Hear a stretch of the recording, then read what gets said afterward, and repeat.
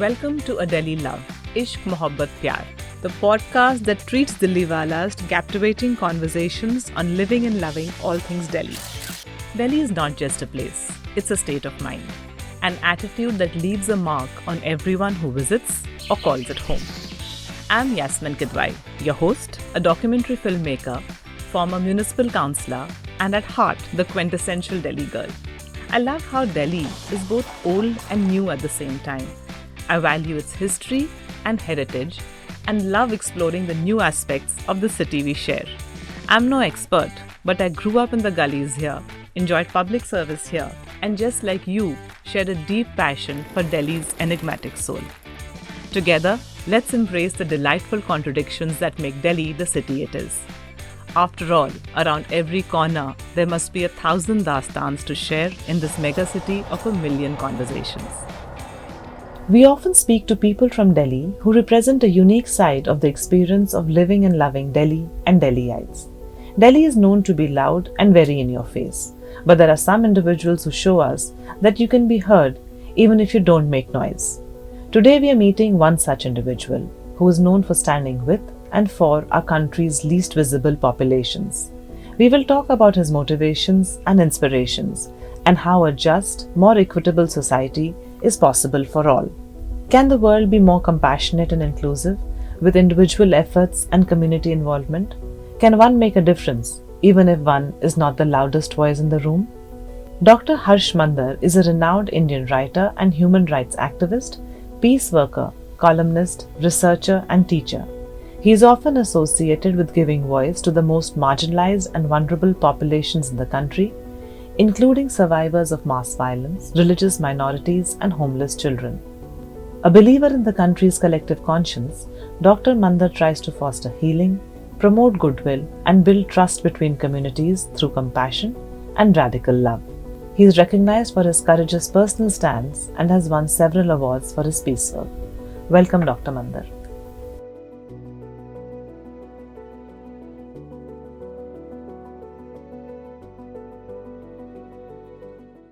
In the IS Academy, where I taught for 3 years, I would say that all through your career, you're going to be told it's your duty to obey. That's not. Gandhiji had said, when you are in doubt, think of the most vulnerable person you've ever known.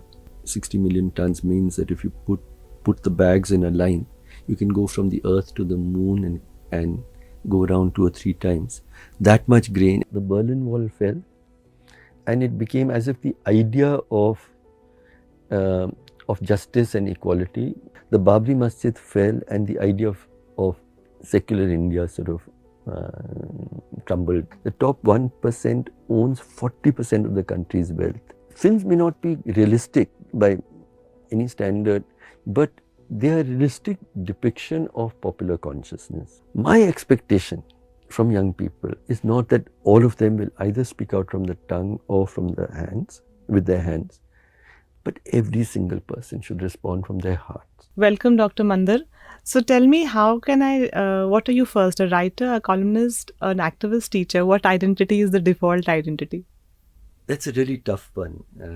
But thank you for inviting me. Because I do all of these together. So probably my closest is the work I directly do with people in very difficult circumstances. So survivors of hate violence, homeless people living with hunger and discrimination. But simultaneously, then I like to think about policy, law. I like to think about human stories, so the telling of their stories, so they never, oppressed people are not just statistics or a problem to be solved. They're people just like you and me. So I actually started writing most of all to humanize the people we never see. So the writing and then the teaching and speaking about these. So all of these are tied together. Yeah. Also, you, just to go back a little bit to the beginning, you studied at St. Stephen's and thereafter the Delhi School of Economics, the D School. I think you were studying sociology. Yes. And you were apparently very unhappy, and then you went off to the Barefoot College at Telonia with Bunker Roy. And and then apparently I think you also went on a Bharat Darshan. So what was the push? We share something in two things in common with it. I've also studied sociology, and I was also very unhappy. I think sociology doesn't make you search out things. I've also made a film on the Barefoot College. So I've spent a lot of time there. So when I was in St. Stephen's, it was a lovely time. I mean, it was a very elite college, but it was also a time, I think, where young people believed that a better world was possible and that we would be part of making it happen. I think young people today, we've deprived them of those dreams and hopes. So college was a beautiful space for me, and all of these years later, I still have very close friendships with many people who are in different walks of public life now. I went to D school hoping that I'd understand more about Indian society, and because I wanted to be able to understand and make a difference. I found the way the courses were structured very formalistic, and I wasn't learning what I wanted to learn, and so I took a big leap. It was and it became 4 years of my life where and my parents naturally were anxious, but they let me go. Where I started off with Telonia. I spent, I think, 6 months there, and then Telonia was a wonderful step of learning, but it was still within my comfort zone, because it was, a lot of the people were from the same kind of social background that we have, and so it was a protected space, which was lovely, but I wanted to go beyond it. And so for the next 3 or 4 years, largely I just went across rural India.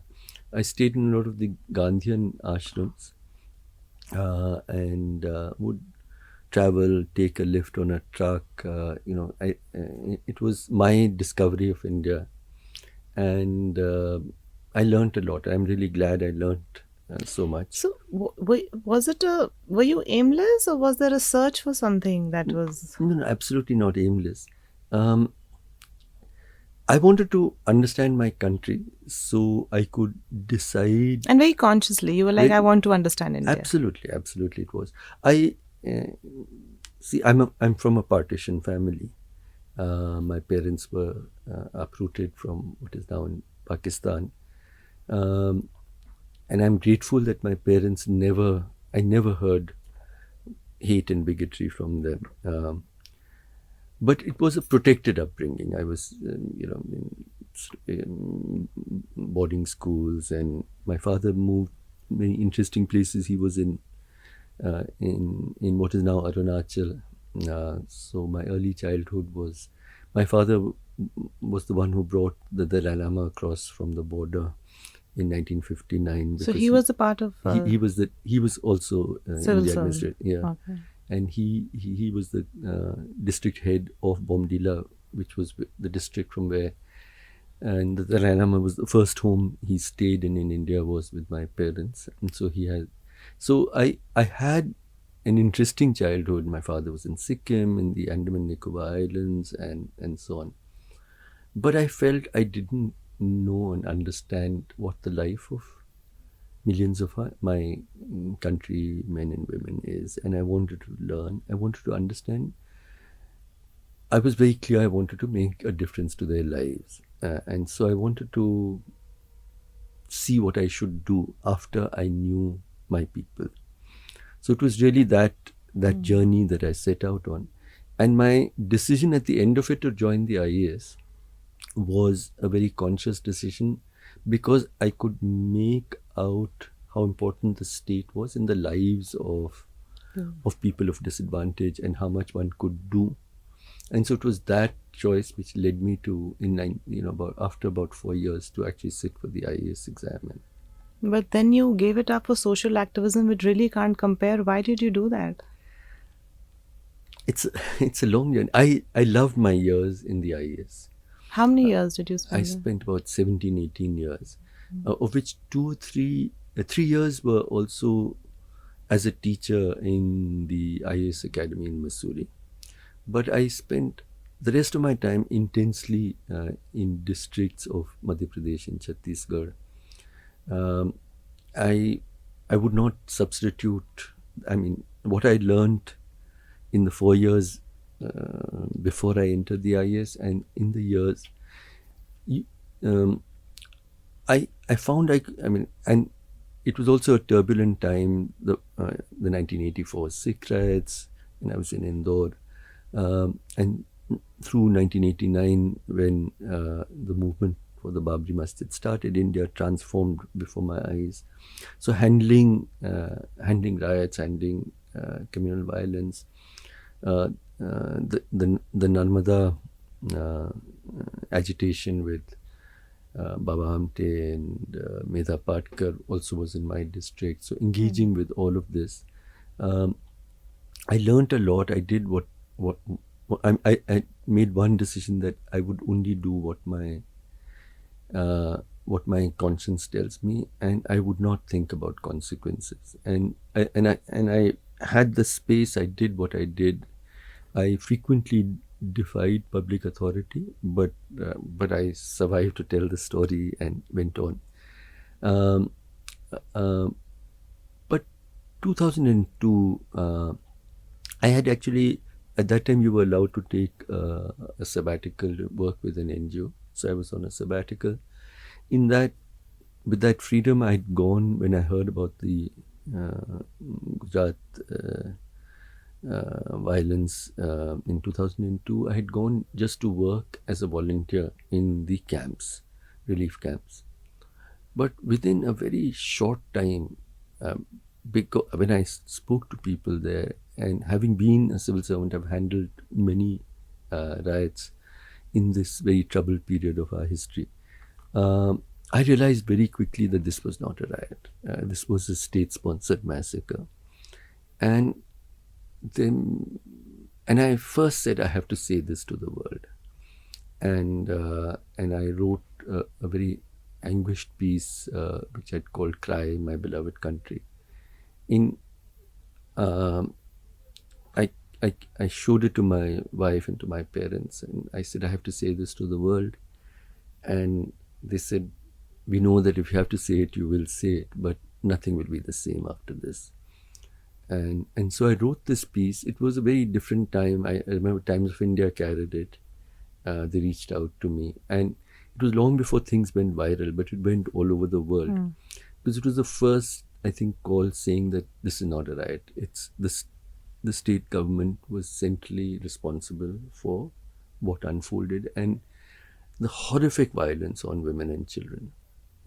So it became a point when I said that there are many battles that you can fight within government. And my first lecture in the IS Academy, where I taught for 3 years, was always the right and the duty of a civil servant to dissent. I would say that all through your career, you're going to be told it's your duty to obey. That's not true.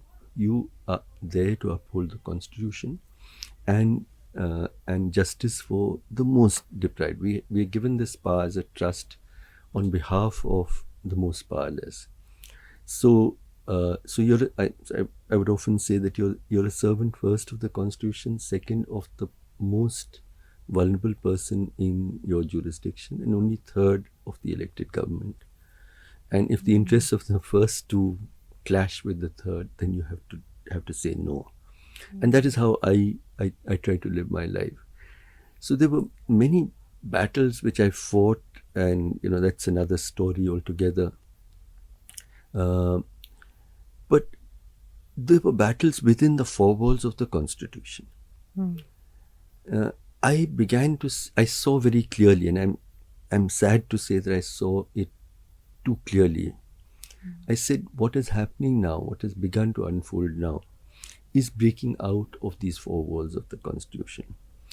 And I cannot be a servant of a government which I think is breaking, is tearing apart what is most precious to me, which was the idea, the promise that we would be a country where it would not matter which god you worship, if you worship this god or Bhagwan or Allah, if you were of this caste or that language or that gender, you were an equal human being, an equal citizen with equal rights to be yourself, to worship, dress, eat, speak, love who you choose, and still be within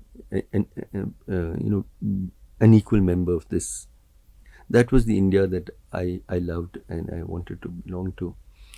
And I saw that India threatened. And for that battle, I realized I could not. So I wrote the article.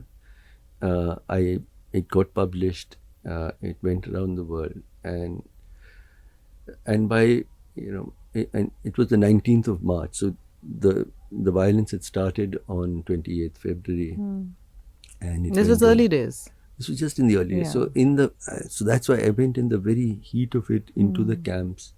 I then wrote this article because and then I put in my papers. That was 19th March. Did you feel, that you wouldn't be able to work, or you felt that you would anyway be asked to now? No, not at all. No, I felt that no, those kinds of battles, I there were earlier occasions where the right to information movement, I participated in as a serving civil servant. The Narmada agitation, I openly said I support. So that space, we still had that democratic space, and I would have done it. Could have held on this. No, I left because I felt that in order to defend the constitutional idea of India itself against a government which is tearing that apart, how can I be a servant of that government and fight that battle? So that is why I chose, and it was a very big decision. So how did the family react to it? You have, you mentioned you have a wife, and your parents, your wife, your children. I have a daughter who's lovely. But there are responsibilities, and how did because you were just a few years away, from retirement, or also no, I had about 13 years left, but from pension, and then pension I was getting. Okay. But even that took many years, but I am getting a pension. But at the age of 60, it was 13 years. I was 47 at that time. And then, of course, now people go on and on. Yes, forever. And my batchmates are in all sorts of... my one batchmate is Amitabh Kant, who's the Niti Aayog. Yes, one batchmate is the governor of the Reserve Bank, Shakti Das. One batchmate was the Chief Election Commissioner, etc. So there was a particular career path that I could have followed. But this was a different, this was something that I felt I needed to do. It was very difficult for my family because you have a lot of protections in the civil service. However, even if you are in the margins, you still have a good house to live in. You have a certain level of prestige and so on. And so giving that up like overnight, and my wife by her own choice is a homemaker, and she didn't bring in a salary.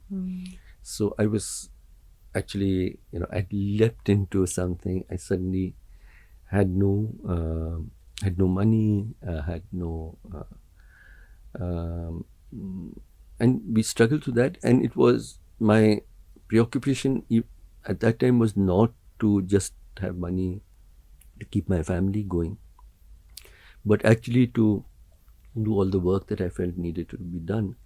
So I started working among the victim survivors of Gujarat. I relocated there almost for a year. It was a very difficult time. Come back now to Delhi. My parents were getting old and I could not go then to any other city. And my wife's parents. So I said, if I'm living in Delhi, apart from fighting hate and violence, I must also, you oppose hate. What is it that demonstrates the alternative way of building a society? So I thought to myself, who's the last person, in a sense, in inverted commas, in this city? Gandhiji had said, when you are in doubt, think of the most vulnerable person you've ever known, and what are you doing? Is it of meaning to her or him? So I looked around and I said, it is homeless people. We see them every day, the children on the streets. And we know nothing about them. We don't care about them. And there's no public policy to deal with that. So my life became around, on the one hand, survivors of hate. On the other hand, I started working with homeless people. That's been 20 years now of that work.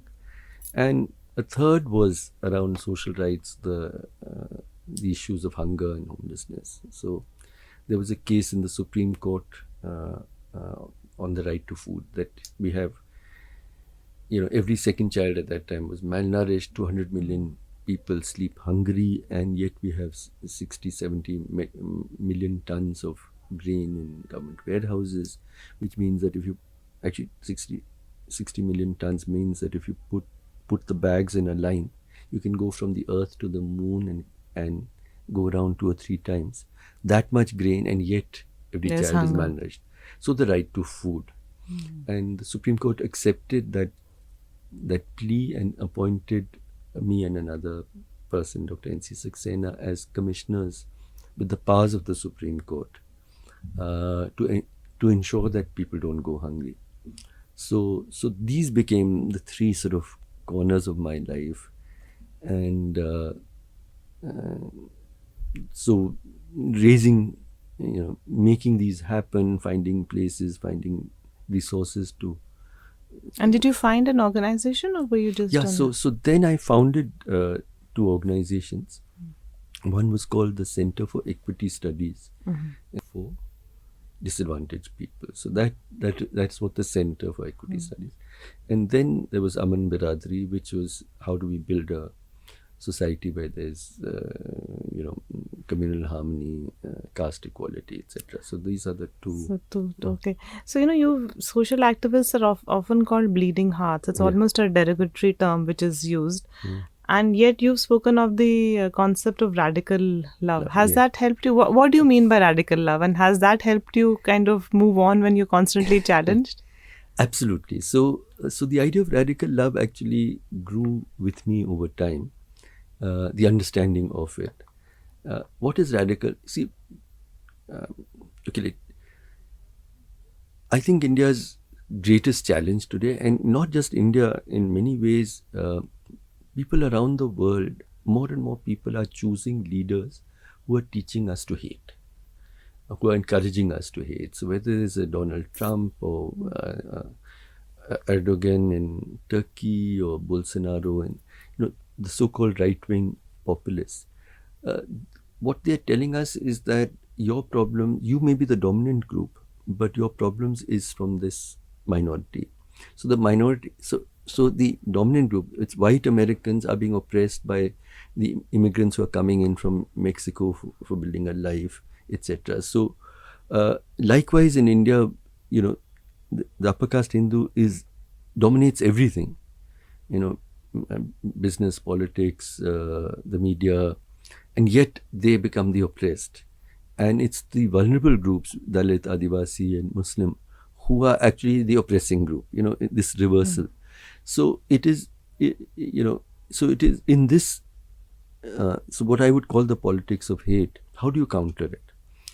So another thing that, again learning from Gandhi, and I keep bringing him back, because I think as the years pass, I feel we've got more and more to go back to him and learn.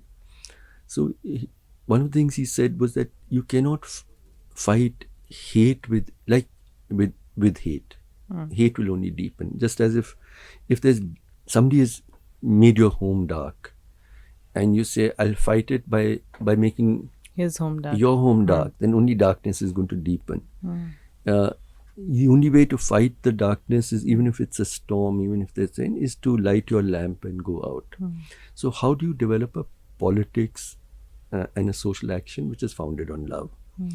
Now, I don't even like the word tolerance. Yes. We are tolerance. That means I'm putting up with you. Yeah. No, it's not that. It's how wonderful, how interesting. The We other can be. the other can be. You're enriching my life. I'm enriching your life. We're holding our hands together. When you're in trouble, I'm with you. So this idea that we should take care of each other is for me fundamental to a good society. But we're living in really strange times, difficult times, because this idea is seen as a very radical idea or a dangerous idea. And this word, the far right, uh, you know, stigmatizes me in many ways. Uh, but that they say I'm a dangerous person, and I I've say, read that. wow, what's so dangerous? Is this dangerous to say? You might be of a different religion, you might be of a different caste, you might look and worship and do things differently from me. But we are like, wow, we are just we are partners in this country of ours. So the idea of radical love is love that is based on enormous courage, where my love is so strong that in order to protect you, I'm willing to go to prison. I'm willing to go to give up my life. That's the idea. So when a mob gathers and lynches an unarmed man to death, that is not courage. That is cowardice. They might call it 56-inch chest. Hate doesn't require courage. It is the person who can leap into the middle of that and say, I won't let you do this. That requires courage. That is courage. That is radical love. Not going too far. I think was, of course, his most painful, but it was also the most beautiful time of his life. And I think the most beautiful time of our freedom struggle. And young people are not even being, we don't even talk to them about this. But think of a time when 1 million people slaughtered each other, like 1 million people. Hindus, Muslims, Sikhs, and more or less equally Muslims were killed and Hindus and Sikhs were killed on both sides of the border. The slaughter was unending. Train loads were coming full of corpses on both sides. 15 million people were displaced from their homes. A word again which I've heard often in this CA protests as well. हम बेवतन हो गए, मतलब 15 million people बेवतन हो गए उस वक्त.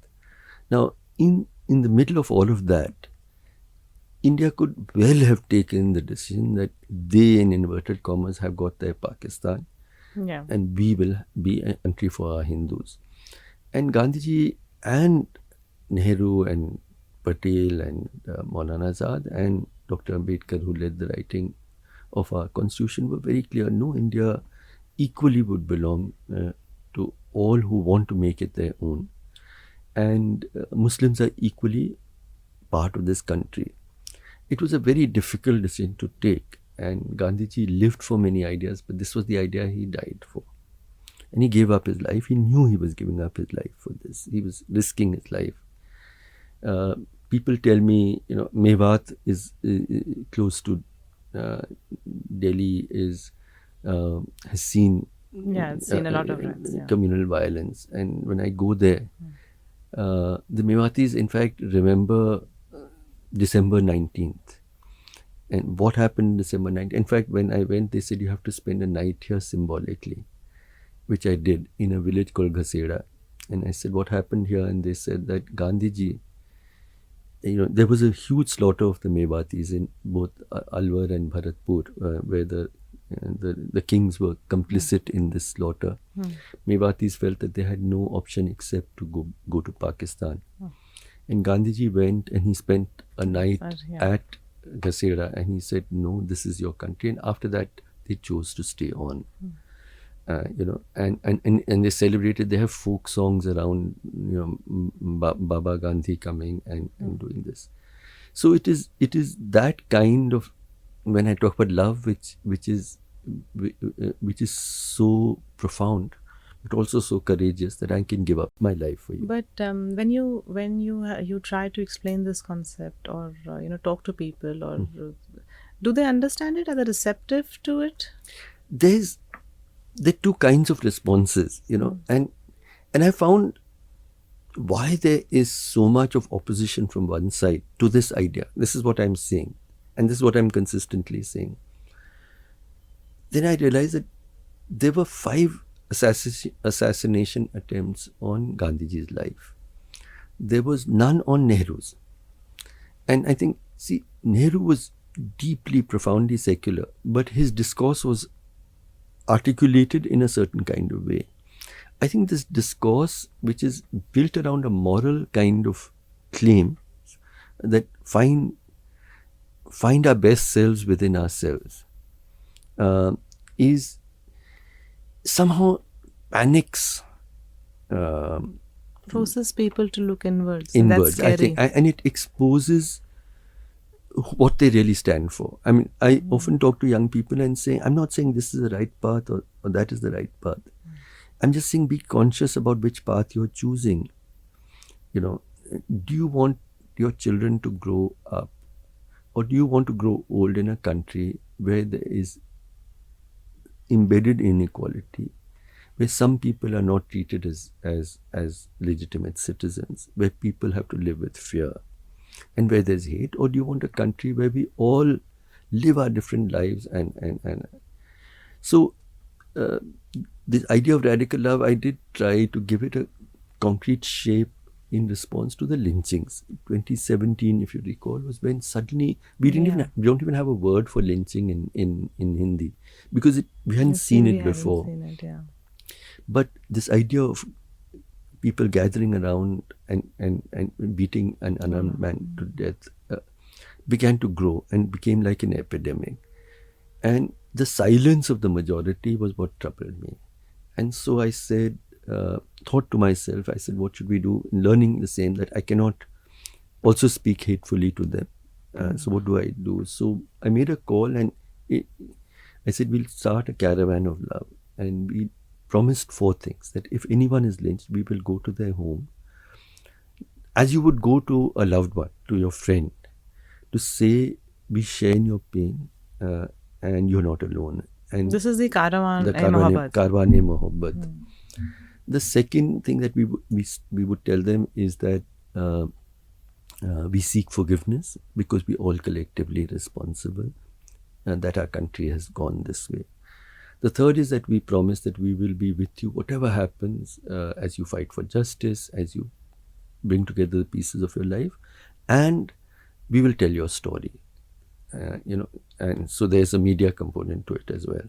So with this, we set off. I made a call within a month. It was again an interesting group of people, many of whom I didn't know at all, gathered together. There were filmmakers, writers, students, trainee priests, all sorts of people gathered. We set out on a 1-month journey initially. It was September, and we started off in Assam and finished in Porbandar, Gandhiji's birthplace. And how would you travel? So we would travel. We took a bus for a large part of so it was a yatra. Yeah, that's and where would you stay? In people's homes? Yeah, people's homes and so on. So Ghasera, I spoke about earlier, Mewat. When we said we're going through Mewat, they said you have to spend, the Caravan e Mohabbat has to actually spend a night at Ghasera.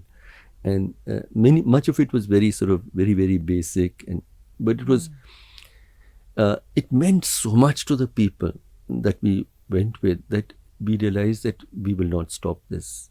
So how did people? So there, we've done 35 journeys now, and across the country, wherever there is lynching, we try to go.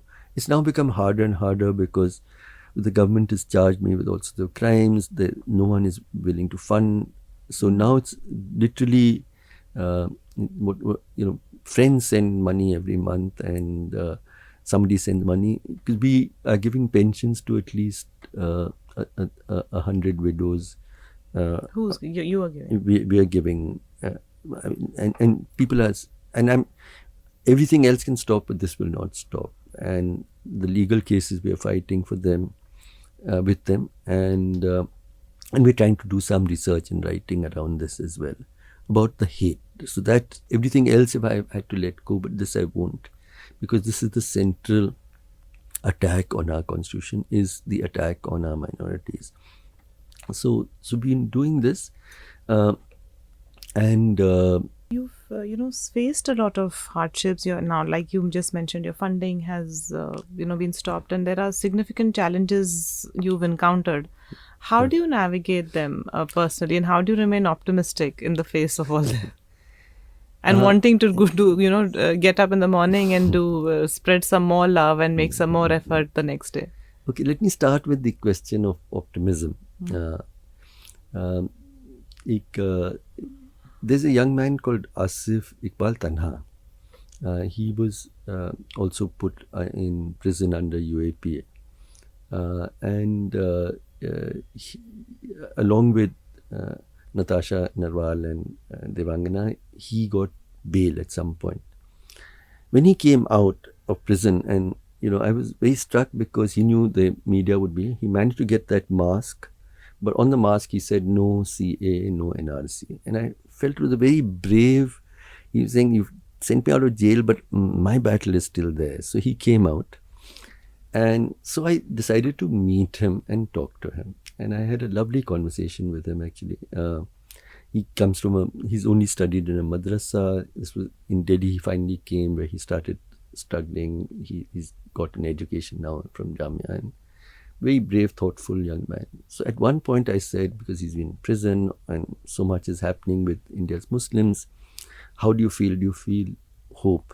So he gave me a reply in Urdu. He said, Mayusi kufr hai, which literally means despair is blasphemy. And it's again something that stays with me, because if we despair, that means ab kuch nahi ho sakta, then I won't do anything. So I don't do anything. But if you say in the worst of times things can get better, then I have to do something. So hope is something that it's very hard at times to hold on to. The difficulties have been, the stopping of funding, etc., is actually a small part actually of what, but much more than that, what they've done is I'm being charged and investigated for a range of crimes, from supporting terror to money laundering to I don't know what all. If as a Hindu one has a second life, all the crimes that I'm charged with, I can spend this life and the next all in prison. And it's just, and it's bizarre. They come into raids, very dramatic raids into your home with, police persons outside and television cameras, and they call you for interrogations where you're put into a small room like a criminal and interrogated for 8 hours. And, there's humiliation. They've investigated every transaction I've done in banks for 15 years. And they're calling in my family and so on. So many things. And along with the family, which is also family to me, are my colleagues who work with me, people part of this journey. They are being called, they are being summoned, they're being threatened. And with the funding ending, a lot of people's lives are linked to mine. So, for instance, the schools for homeless children or shelters for homeless adults. Now, that requires money, and if the foundation just stops. So, I've negotiated with great difficulty finding somebody else to take it over, that you love so much that you're willing to leave the person. I mean, that's the real love. So I've done all of that. So that has been a preoccupation, trying to protect the staff through all of it. And thirdly is that whatever you do, you're not going to silence, you're not going to crush my conscience, you're not going to crush my voice, and you won't stop my work. and so struggling to do that with all of that. So I look. I mean, the possibility of being sent to prison, and I have no illusions. That if I'm sent to prison at some point, some 1,000 people from around the world will write a letter, and we might have a meeting somewhere in press club or somewhere, and then everybody goes on with their life. And so I'm conscious of that. So I've tried to do what I can to secure my family a little bit, to secure my colleagues at work, imagining, we had this very big dramatic raid by the ED, and a year later my colleagues in the office said, we want to observe this date. So I said, sure. They said, we want to celebrate it. So I smiled and I said, fine. So they said, hum log khana wana banayenge, and but I asked them, why do you want to celebrate? And they said 3 things, and this is from them. They said, A, we know that we are being attacked because you're speaking about love, and so we should celebrate. B, they've put the entire machinery. At one point I did say this, when it got too much, I just said that 1% of what you're doing to investigate me, I wish you'd do it with Adani. The country would be much better. so that they've done all of this, but they've not yet found something. At some point they might, which they can. And the third is, we are not broken yet. So that's 3 reasons to celebrate. So it's hard, but, and for the family, of course, I mean, there's no illusions that all of this is going to be, has been easy or will be easy. But there are times when it's important to do this, where my own suffering is very small compared to what ordinary people who are facing India's, my Muslim brothers and sisters, for instance, Dalits, working poor. I think in all of that, one has to see one's difficulties as a tiny fraction of all this. Like you said, family, colleagues, a lot of people dependent on you, are looking at you for strength and some to show them some direction. Who do you look at? Where, how do you, what continues to drive your passion for social justice? It happened to be my birthday yesterday. And happy birthday. Thank you. So I was saying, I just feel younger every year. I was just joking with my colleagues at office, and they said that we think of you as the youngest person in this office. I said yes, and then somebody quoted I think कहीं की शायरी है कि मेरी इतनी जिम्मेदारियां हैं कि मुझे बूढ़े होने का वक्त ही नहीं मिला. I have so many responsibilities that I haven't had the time to get old. So I said yes, and I realized, I thought about it. I said, I have so many responsibilities which I've chosen that I also haven't had the time to worry about what's going to happen to me. I've not had the time, and I'm happy. I think that's perhaps what's kept me going, because somebody saying, lag raha hai ki they might put you into prison. I said, kar rahe hain, let's get on with what are we doing, etc. So when they don't see even a trace of anxiety on my part, I think it gives strength to the others, including to my family and my larger family of friends and colleagues. It's not particularly heroic. I want to underline that. It's not particularly heroic, and I'm saying this because I still have the benefit of a very large amount of social capital. I mean, I have people who believe in me, people who have a voice which is heard in India and around the world. So I am protected to a significant degree. There are people who are fighting my kind of battle who don't even have this protection. So I shouldn't overstate any heroism in what I'm doing. I'm just doing what I have to do. But the responsibilities drive you. Yeah, it's a responsibility I've chosen. It's a duty. Tagore had a poem He said, I slept and dreamt that life was joy. I awoke and saw that life is duty. I acted and behold, duty was joy. So in all of this, I'm joyful. Yes. To affect any kind of social change, you have to deal a lot with policymakers, and they are exactly the ones you have to also challenge to break the status quo. So how do you strike the balance so you can actually achieve something? Yeah, I went through two phases. One was that during the last government, I was invited to join the National Advisory Council. A lot has been said, and as a controversial body, etc. I would like to underline that every Prime Minister and every President around the world has advisory groups. And this was just an advisory group with a very clear mandate to please advise the government what it should do for poor and marginalized groups. And I think it was great that they had it. And it is not true that our recommendations went through smoothly. Once we made a recommendation, it went to the government, and then the government dealt with it, and it accepted some of it. It didn't accept a lot of it as well. But that was an interesting experience where I was suddenly able to participate at decision making at the highest level possible. Not decision making, but at least policy recommendations at the highest level.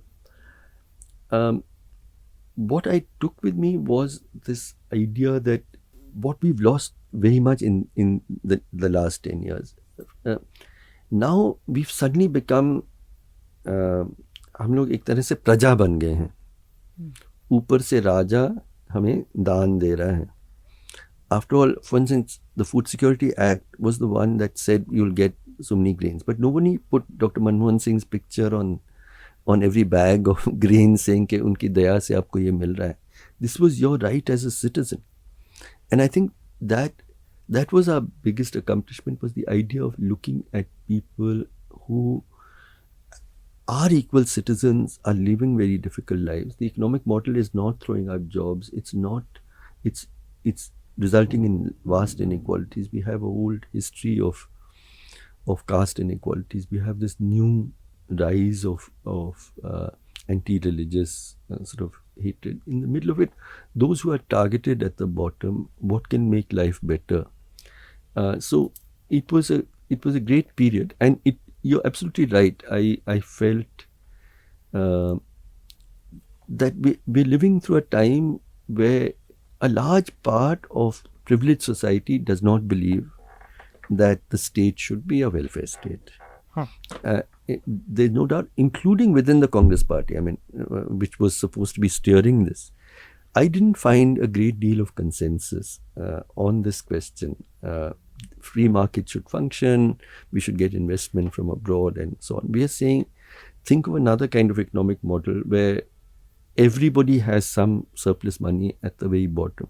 After all, they will spend that surplus money in local markets. Yes, that was the basic idea. So instead of trickle down, we are saying bubble up development. And there's a whole plan around this. It was difficult, but it was not impossible. I think this is a time for what I call radical new imaginations for our future. Radical new imaginations, because when the Berlin Wall fell, I see actually 3 demolitions. The Berlin Wall fell, and it became as if the idea of justice and equality are not feasible at all. That was how it was interpreted.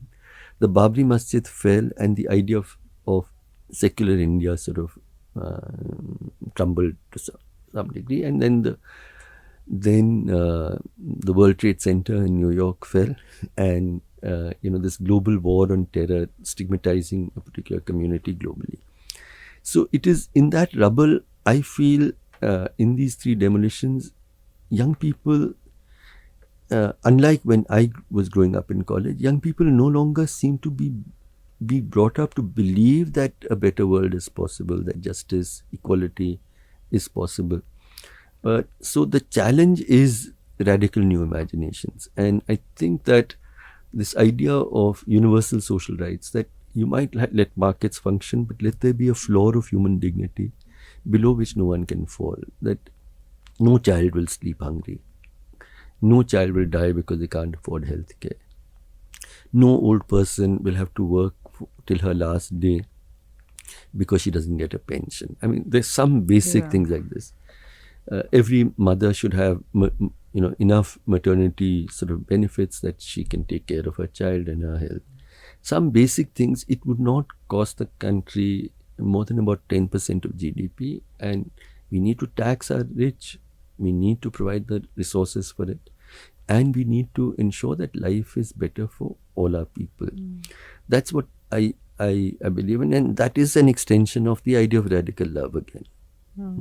But you've been on both sides of the table, an administrator and an activist. How does the insight of the former help the work of the latter? Now, Yasmin, I used to, I said I was at the Mussoorie Academy. One of the other things I used to tell my trainees was that we tend to draw a line like this, saying on this side is government, which is me and my people, and on this side is people outside, so they are the adversary. I said, let us draw the line like this, in a different way, that on one side are people who believe in justice and equality. They can be in government and they can be outside, and on the other side are people who are opposed to these ideas, and they can be in government and outside. So my life ideologically, I was just the same person, and I've remained. Nothing really has changed. Those early years before I joined the IS and in the years I spent there, I think have taught me so much.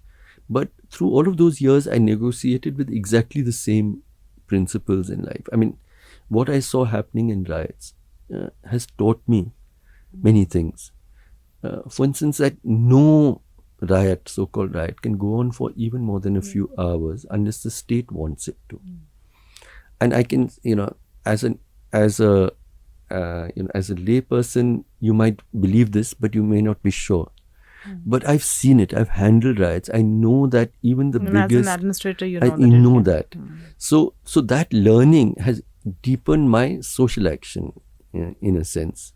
So when Delhi in 2020 saw violence, I mean, it was a tiny skirmish by any standards in one corner of the national capital, where the Home Ministry, the national government is located, where the armed forces, all the armed forces are located, all the headquarters of the paramilitary are.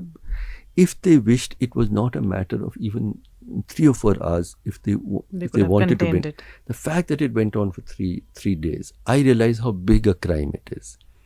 When the Sikh riots went on for 4 days, when Gujarat went on for weeks and weeks, how big a crime against humanity that is, and how the public officials concerned are culpable, I understand better because I've been on both sides. How has your activism evolved over time? Did you, was there a moment you felt, okay, now what I'm saying is making a difference. My voice is being heard both by people and, by people who can, by the government, or people who can make a difference. Did you ever feel that, okay, now I'm being heard because of, the work I've done? Yes, when the government changed, suddenly a voice that was heard, but in those years, it wasn't as if it was uncritically heard, because I do think there's a what I would call a neoliberal consensus and a majoritarian consensus across political parties.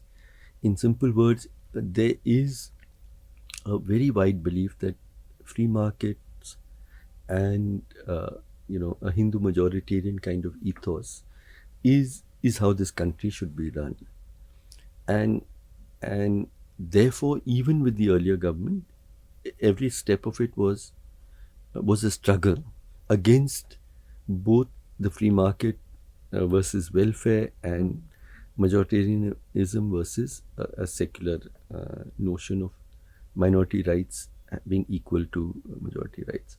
So it was a struggle there, but it was at least it was a more respectful kind of engagement and struggle. I think the last 10 years, many things have happened. It's much harder because these voices, people who say this now are called urban naxals, jihadi sympathizers, um, and such like, or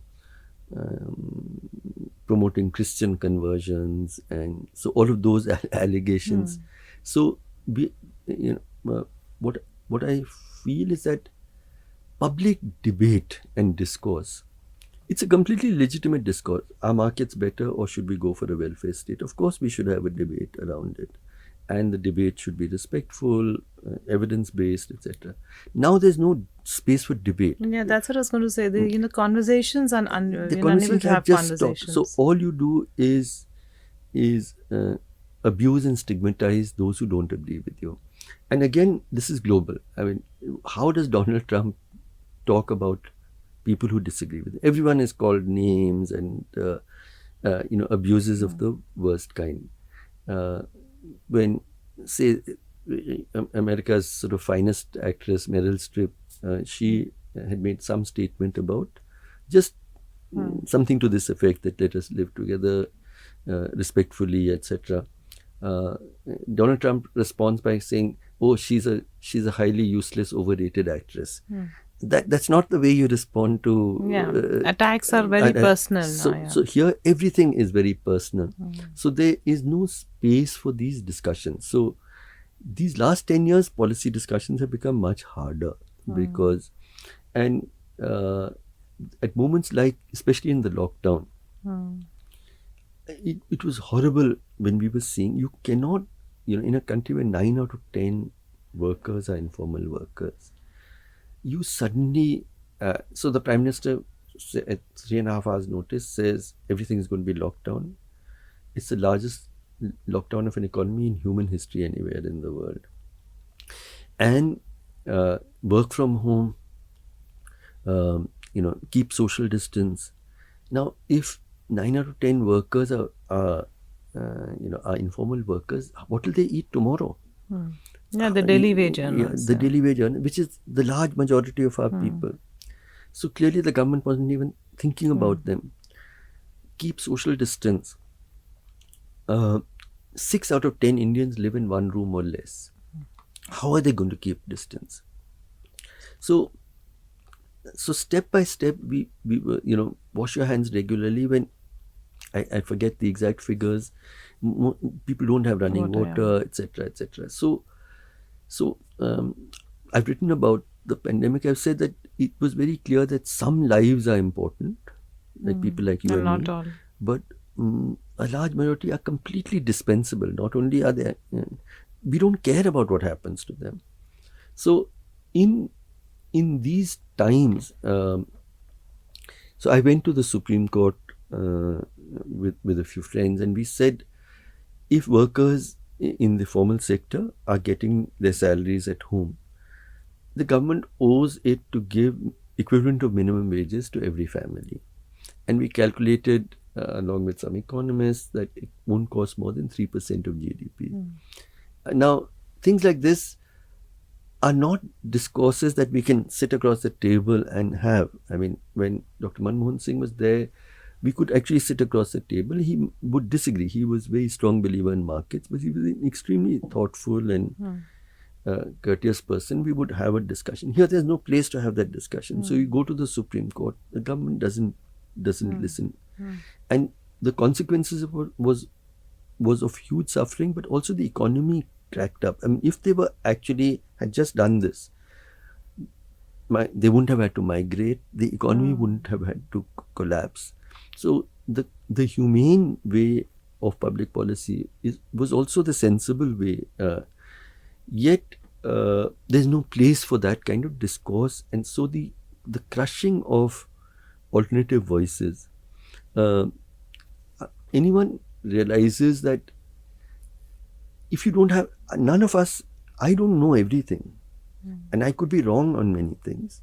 So I'll state my view and you state yours, and we'll decide between ourselves, and other people will listen to both of us and choose a way. But if you say only one voice is allowed, my way or the highway. It's hugely destructive of even the possibility of change. So policy making, intervening in policy in this environment has become very difficult. Yeah, conversations and there are no conversations at all, and you are stigmatized rather than. So to talk about this, you're an urban Naxal. As a matter of detail, I'm really opposed to all violence, including Maoist violence. But who's even listening? Who's even listening to what, and even understanding what an urban Naxal or what a Naxal really means, except that using it as a derogatory. Of course, like the Maoist, I also believe in a more equal society. We may differ on how to get there. That's also a conversation. But true. Today the world is very cynical and data driven. Does one need to experience a huge societal or community impact or grand success to think that to continue the fight for social and civil rights? And what would that mean for you, for somebody standing up for the voiceless? What are the indicators that okay, your work and your advocacy, there has been some success to it? Just briefly about data, another thing that this government has done is just stop publishing data. We just don't.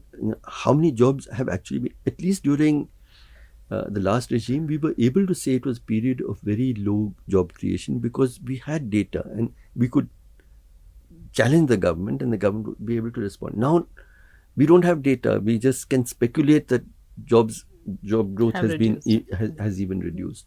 So firstly, of course, we need data, we need evidence. But I think that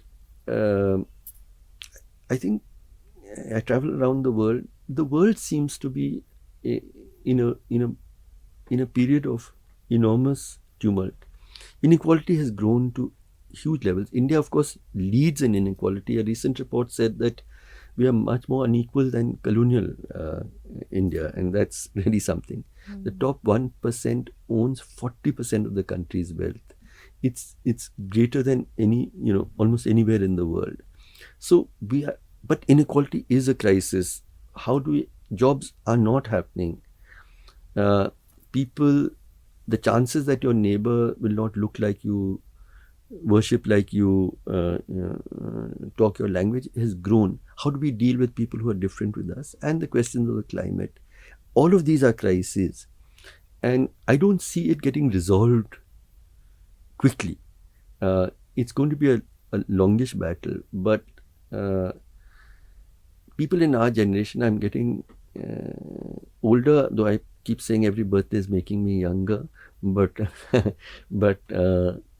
I think young people will really have to fight a long battle to decide what kind of future they want for their children, and that it really boils down to that in all of these questions. The three that I said. How do you want this kind of inequality and joblessness, etc.? Do you want where we are suspicious of people who are different from us and resentful of them? Do you want to keep going with our consumption and putting the planet at risk, or do we want a difference? I think that there was a recent survey which said that 86% Indians said they want a dictatorship. It's the highest in the world. Recent survey. Now, if this is what we choose, then this is what we choose. This is where we will get to. We will get, yeah. So I believe that the kind of discourse that I try, very ineffectually maybe, but this discourse is important because we need to say there is a different way of dealing with our world. We were talking of Caravan Mohabbat earlier, and how you reach out to affected communities. How do you win their trust? Everybody doesn't know you. You're an outsider. How do you keep them from feeling that you are parachuting into their situation and you are now deciding to speak up for them? It didn't take an effort because I think people understand. People understand because each people time understand intention and intention very much so. You cry with them. Actually, आपके आंखों में हमारे दर्द के लिए हमने आंसू देखे. This is people have said. So I don't think that. I think it is to be worthy of the trust is the bigger challenge. It's not getting the trust which has been a challenge at all. We need to be worthy of it. And how do you ensure that their voices are respected and heard when they... See, everything is about their aspirations. I mean, not many of them don't want to fight legal cases, for instance. We don't fight them, but we try to work with them in terms of what they want in their lives. Being worthy of the trust is precisely this. For instance, the third promise that I spoke about when we go in the Caravan was that we will be with you as you rebuild your life and fight for justice. Now, suddenly all resources collapsed. And I said, everything else I can hand over to other people and hope it will carry on. This is so difficult in this environment that we'll have to do it ourselves. But I don't have money for it. But friends keep sending, literally pensioners are sending 5,000 rupees, 10,000 rupees a month. Somebody's sending something. The universe is conspiring in a sense. That, and I've said this over and over again, this is a promise I didn't make it for myself. I made it for what the state should have done, but at least what society must do. That's collective responsibility. Exactly. You said Caravan Mohabbat has a media component also, and so you understand art, poetry, literature. And earlier you mentioned that films and poetry would talk about the rural and urban poor, but now there's a gully boy and maybe there's a 12th fail, and even they are dealing with aspiration and urban this thing. So you think the poor are completely being wiped out from mainstream media? It's a great question. When you look back on the films of the 50s and 60s, I'm a great film lover, by the way. So that's my secret love on the side. I also write about films and so. So in the 50s and 60s, you made out a different kind of consciousness. On the one hand, there were films about homeless people. They may have been glamorized, but you had Shri 420, which was a lot about people on footpaths. You had Do Bigha Zameen about and Mother India, about rural poverty and oppression. You had and you had also the Muslim consistently being depicted as the kind Rahim Chacha was sort of almost like a cliche in and the transformation and popular cinema in India. I think no people in the world have so much of a kinship with their cinema as we do. I mean, it's our life. It's part of our it's part of us. It's so much part of us. So films may not be realistic by any standard, but they are realistic depiction of popular consciousness, and they also then reinforce that popular consciousness. Somewhere along the 80s, 90s, the Muslims suddenly started becoming the villain and the terrorist. The terrorist, etc. And to show terror and somebody doing the namaz sort of simultaneously gives the message that Islam is teaching you to.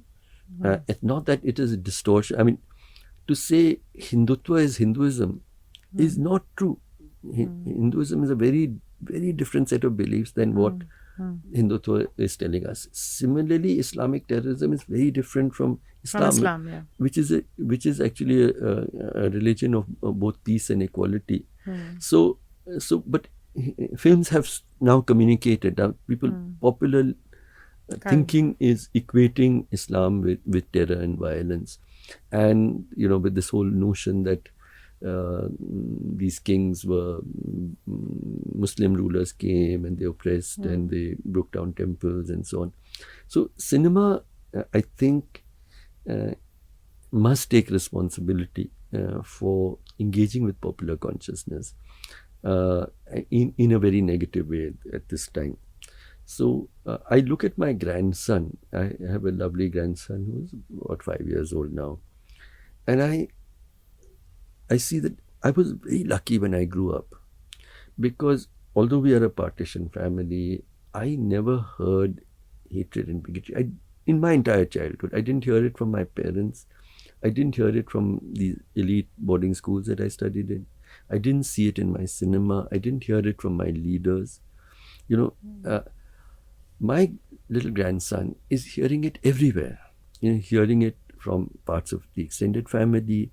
He's hearing it, seeing it on social media. He watches television and he sees his prime minister speaking in a certain kind of way. He'll hear it more and more from his class fellows in school, etc. So we, somebody has to break this.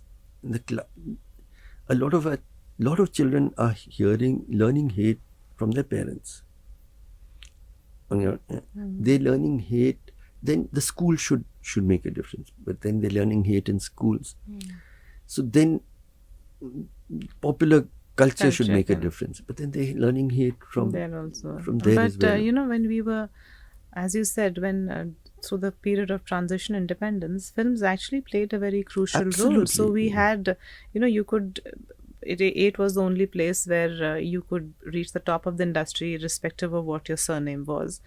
And in a film, a person could go to a Mander and whether irrespective of his or her religion, or go to a dargah irrespective, and or to a church, and all problems would just would disappear with that one supreme power who was looking after. And in fact, the film industry was frankly known for it. It is a very cosmopolitan and cohesive place. Unfortunately, we are losing that. Sometimes when I travel around the world, I sometimes think, and who is a quintessential Indian, who represents what is best in our civilizational history, and I would say it is this woman who comes out of a slum house. She walks down the road. She sees a masjid and a dargah, and she bows her head. To either, as she's walking towards. And she walks further. She sees a church and she bows her head. And she sees a temple and she bows her head. There's no country in the world which has this. And this we must hold on to. Yeah, that's beautiful. True. And we have almost every gully, every mohalla at least has a mandir, masjid, gurdwara, the same, because that's how we were, that's how the nation was built. And that's till quite recently, the armed forces. I mean, there are places in the front where you have a single man and a single room. The guy has to be a Maulvi someday on Friday, and then he becomes a Pandit on Tuesday, and he becomes a priest on Sunday. I think that's absolutely fabulous. It's the same person. And people accepted it. That is India.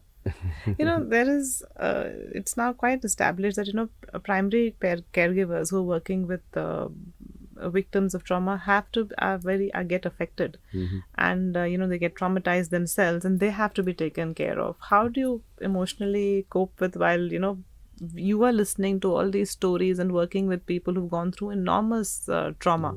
There's one period in my life where my wife tells me that I did display signs of trauma, and that was after the Gujarat massacre. The kind of cruelty against children and women that I heard of, she said I would wake up with nightmares and so on. But by and large, as far as myself is concerned, I think it is the recognition that if I am feeling traumatized, just listening to a story, what happens to the person who's living that story? And how can I privilege my trauma over her trauma? It's not just say hunger. One of the conversations that I'll never forget till my last day was with a group of Musahar women who actually said, what is the most difficult lesson we have to teach our children? I said, what is it? And they said, it's a lesson of how to sleep hungry. To tell your child that whatever I can do, there'll be some nights every month when I can't give you food. And when they were speaking, I was thinking about my own daughter, and I was saying, how would I have looked at life if I had to tell her this? And so, but it's important for me to hear that. It's important for me to absorb that, and that should drive me to say that, no, let me try for an arrangement where no mother has to ever teach that lesson to her child. So we can't privilege our trauma over the trauma of those who actually live those lives and can't escape them. You know, you've mentioned young people a lot, as you were talking, and we definitely need more young people to join politics or social activism, because the youth have this idealism and, you know, this deeper conviction and drive to fight. But, you know, how would you, what advice would you give individuals who want to join or are passionate but may feel overwhelmed about, you know, how to get into activism or in the political space to make a difference? I think that we are passing through times where everybody is participating, even by your silence. And Martin Luther King somewhere said that in the end, I won't remember the words of my enemies. I'll remember the silence of my friends. And so we are participating. You know, every young person, every older person is participating because we're being forced to make a choice. In your family WhatsApp group, and somebody says something hateful, in your office group, and all of us have those experiences. But many young people will say, how are you expecting us to be heroic, and, you know, how can I risk my future, etc. So there can be many ethical systems, but let me talk about something that Prophet Muhammad said. He said, what is your duty when you confront great suffering and injustice? So he said, at the very least, respond from your heart, which means feel badly about it. Dard to mehsoos ho. Then he said, some among us will go further and respond with our tongue, which means we'll speak out against it. The best among us, which will be a small number, will be what you were calling the activist, which is those who will act against it. My expectation from young people is not that all of them will either speak out from the tongue or from the hands, with their hands, but every single person should respond from their hearts. मतलब दर्द आप महसूस करें कि हाथरस में एक दलित बच्ची का गैंग रेप होता है, तो आपको लगे कि मेरी बेटी के साथ हुआ है, या पहलू खान के पीठ पे कोई चाबुक मारे तो मुझे लगे कि मेरे पीठ पे दर्द उठ रहा है. You know, it is that idea which is what we call fraternity and bandhuta in our constitution. Actually, that's the idea. So my advice to young people is that go as far as you can, but every one of us must at least respond from your heart, feel the pain of the other. You know what happened, say, with Bilkis Banu, and contrasted what happened with Nirbhay. You know, Nirbhay, we felt, you know, people by and large felt that pain, and it was a beautiful moment in our public life because people felt the pain of somebody they didn't know, but they were mourning when she died. I was sitting that day on Jantar Mantar, and I was seeing young people who were, you know, crying as if They've lost someone. They've lost someone of their own. That's what I'm saying. Why did we not feel this with Bilkis Banu, who, you know, her story is so horrifying. That imagine that, you know, you're being driven out of your village with your family, the 20 of them, and your own people you call bhaiya and chacha and so on, catch you. They strip the women naked. They rape in the presence of the other. They're raping her mother. They're raping her sister and sister-in-law. They rape her. They take her small baby and smash her against a rock. Now that should horrify us. And then you're letting, on the 75th anniversary of independence, we are letting them free. Why did we not feel the same outrage as we did with Nirbhay? So I think, so my advice, sorry, that's a long, my advice to young people is just 2 words: be kind. Baki sab, just feel badly when you see a homeless person, you see somebody who's being discriminated against, you see someone who's in prison for no fault. Just be kind. बाकी सब संभल जाएगा. Thank you so much, Dr. Mander. It was lovely talking to you about your journey, and thank you so much for being so candid and so inspiring and just being yourself with us today. Thank you so much. Thank you. That was a lovely conversation. Thank you, Yasmin. Thank you, Dr. Mander. It was lovely talking to you about your journey and your work today. Thank you for being so candid, just being yourself, and inspiring us towards compassion and care. With the Delhi Love, we speak to people from Delhi who have stories to share, stories of those who are invested in the city. We help build communities and open conversations that make Delhi more accessible, welcoming, and adventurous. Join us next time as we explore Delhi's hidden gems, people, places, and stories on Delhi Love, Ishq, Mohabbat, Pyar. I'm Yasmin Kidwai. Until next time.